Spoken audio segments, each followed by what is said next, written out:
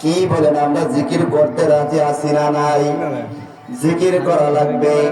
যদি আমরা ওই মাওলা পাকের জিকির করি, ওই আল্লাহ পাক রব্বুল আলামিন খুশি হইয়া যায়। জিবরাইল আলাইহিস সালাম নবীজিকে বলে, ওগো নবীজি,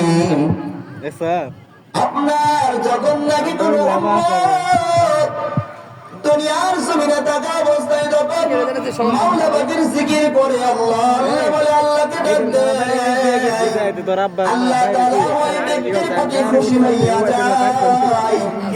ওই ব্যক্তির জন্য সুসংবাদ,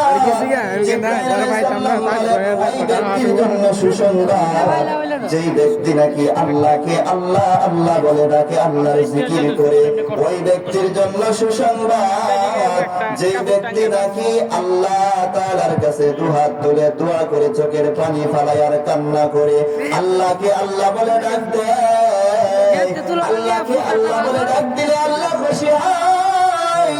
দুনিয়ার মধ্যে সাধারণ ভাবে মাকে যখন মা বলে ডাক দেয়,